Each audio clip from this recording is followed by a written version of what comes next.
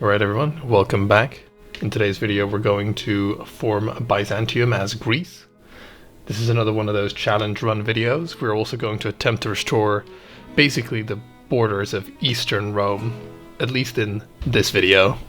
There might be some other follow-ups later, potentially. But without further ado, let us get into it. I'm just pausing the video here to give you a good look at the technology screen. You can see here that I've gone for mandatory service, line infantry, colonization, and then going into nationalism. I'd also like to take this moment to highlight the absolute state of the Greece technology. For whatever reason, Paradox decided that Greece should have around about the same technology level as like Sokoto. They don't even have academia, they don't have nationalism, they don't have anything. They don't even have line infantry, which is the level of technology that the Ottomans have, at least militarily. And, you know, seeing as how Greece broke away from the Ottomans, you would expect them to have similar technology, but nope, not in this game. Not sure if there's any historical justification for this. If you know of any, please put it in the comment section. I just always thought it was a bit strange that Greece is that weak. Here you can see me set some decrees. It's nothing too surprising. It's increasing the education access. I also go for national conscription, because we are going to need every single soldier we possibly can raise. It's going to depopulate Greece quite a bit, as you might see over the course of this video, but yeah, we can't really afford to hold back. We're also going to build up a navy, because our opening move is going to revolve around the Qing, as they are the most cost-effective way of expanding in the early game. I go for two provinces here, Beijing and Shandong. Beijing because obviously it provides the head of government bonus, and Shandong because it has quite a lot of industry. It's going to cost us, 36 infamy, but we're not really going to be able to be strong enough to really make any opening moves against our neighbors, so we need to do this to kind of build up some power. We're going to need every single soldier that we can get, and they're all going to be Chinese for the most part. Here you can see me lowering taxes. I'm making use of those free 10 construction units because I wouldn't be able to really afford much else, and I figured I'm going to get as much loyalists as possible. We're almost at our maximum cash reserves. Our high cash reserves won't last too long. We are, after all, playing Greece, so we are going to be going into quite a bit of debt as the game progresses. Also, one of the things you'll see me do this game is try and buddy up with Great Britain. This is absolutely not required for forming Byzantium in any way, shape, or form. In fact, I think it's just smarter to buddy up with the Russians, as they seem to be your natural ally. But I'm very, very, very interested in joining the British sphere in any game that I can, because they tend to, complete their mandates really, really quickly, because they have so many minor powers in their power block. So I'm going to attempt to go for that here. Yeah, that's going to be, in my opinion, probably one of the hardest parts of what I'm doing, is actually joining the British sphere. Maybe even harder than fighting all the wars. We'll see that as the game progresses. We did just get National Guard. Thankfully, Greece does start with some good government policies, despite their tech.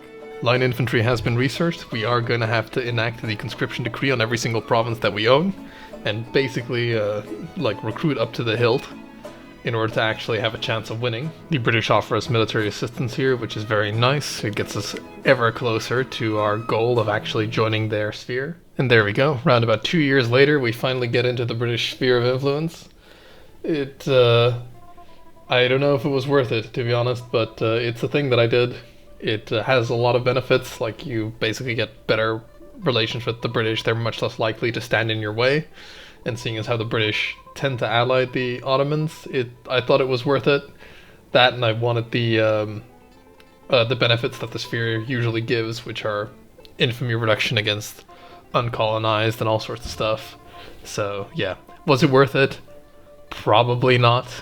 Do you have to do it? Absolutely not. But I did it anyway, so I'm putting it in. Here you can see us finally starting the naval invasion of China.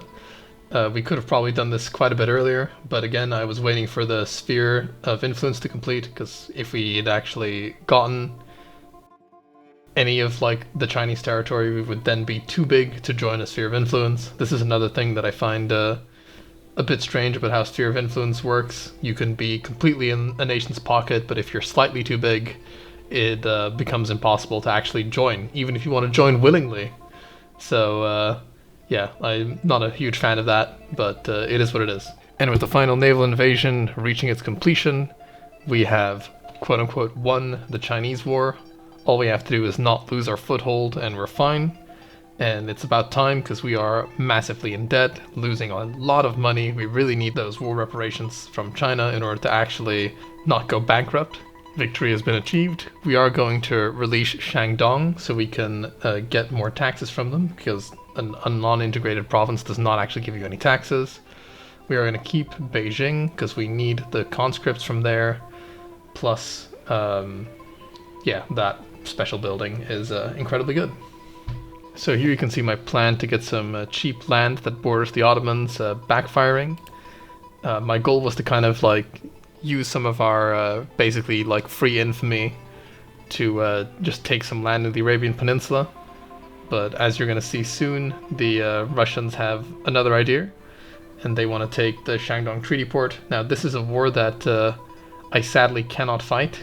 Like, it is completely not worth me going to war with Russia, because it would destroy my relationship with them and all sorts. So I do back down from this. This is a bit of a setback, but yeah, it is what it is. What can you do? That, however, did give me a truce with the Russians for a very low price of just a single treaty port. And now I'm going to go attack the Ottomans directly. And we're going to go to war for Constantinople.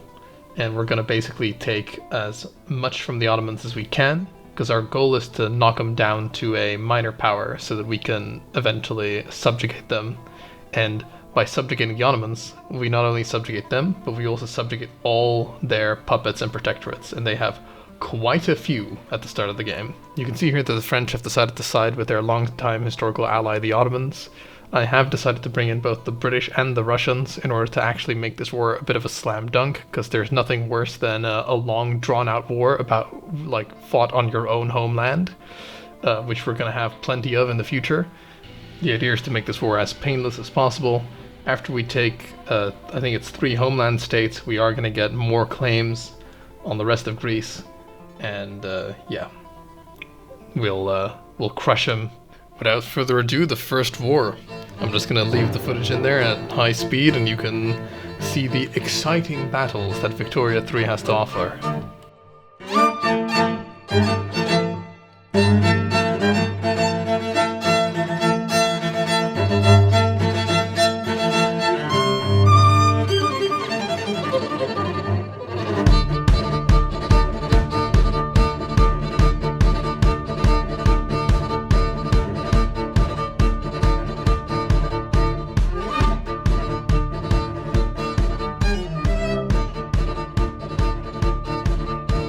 We are also here deciding to very opportunistically try and nab Persia for ourselves.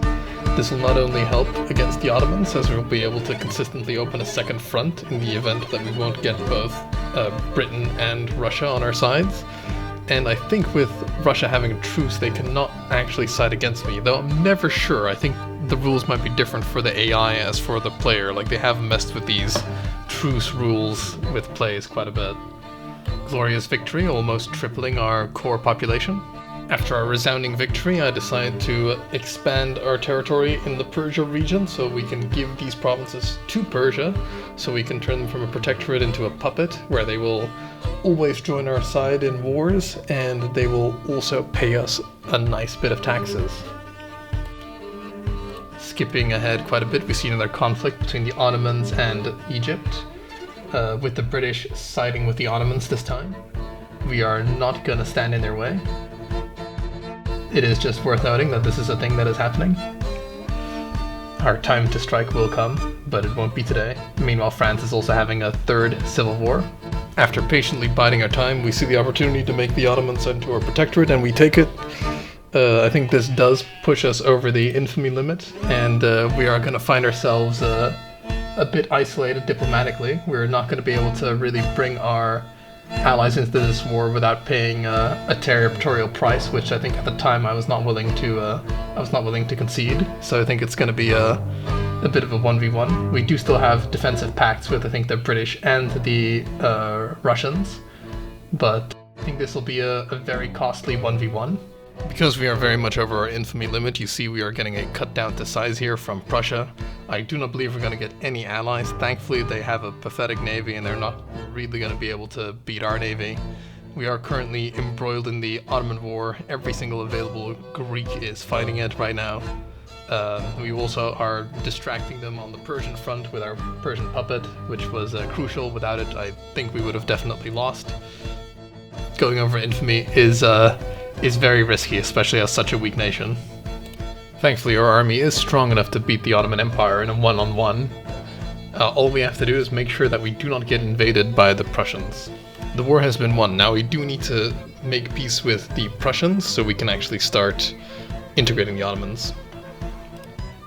We are focusing entirely on military. You can see that we have our military interest group with high approval and as influential. This gives us a 20% bonus to attack and defense for our units. We are also making sure that we get skirmish infantry ASAP because we can only really compete with quality. We cannot compete with quantity. We need a powerful army in order to actually be able to integrate our subjects, as you'll see shortly. I skip ahead quite a bit and you can see that we are able to actually make peace with the Prussians. After this, we are going to start integrating the Ottomans as a puppet. You can see that I start giving them some states. I do quite a bit of due diligence to make sure that I'm giving them like the correct states in order to do this. I do this with the Ottomans first, giving them states from Persia. It doesn't really matter who you give them states from, but you can only really give them states from a puppet. So puppeting Persia was very crucial because otherwise we would not be able to get enough loyalty from the Ottomans in order to do this, seeing as how we also cannot give them any of our homelands. So yeah, but yeah, now I've turned the Ottomans into a puppet. From here I have enough puppets to where I can basically do the same thing to Egypt.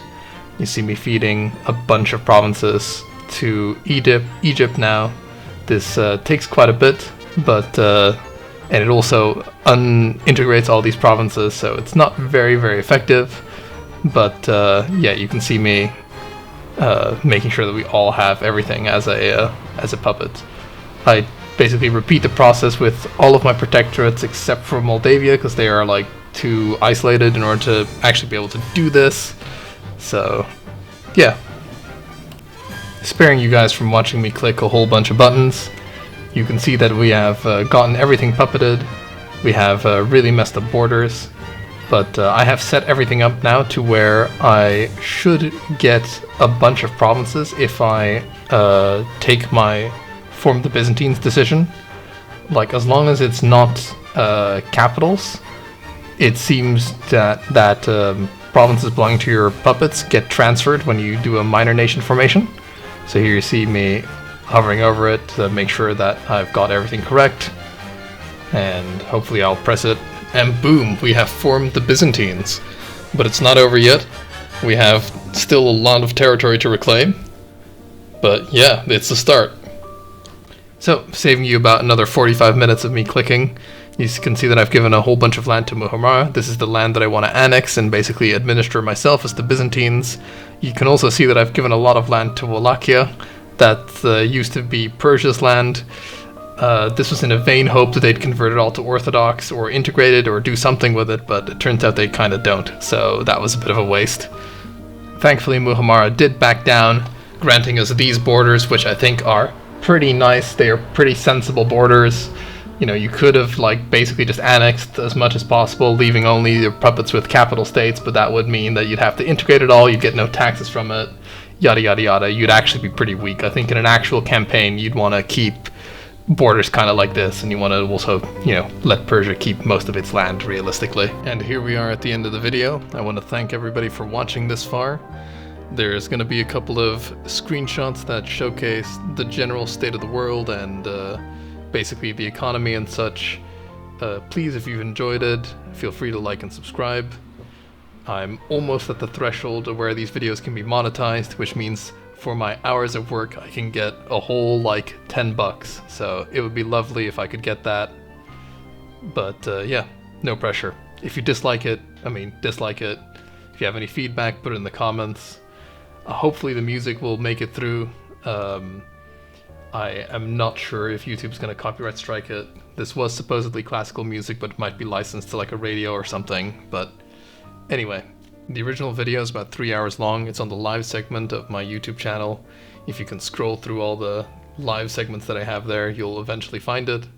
I'll probably also link it in the description of this video, should you want to like look at all the stuff that's been cut out of this video.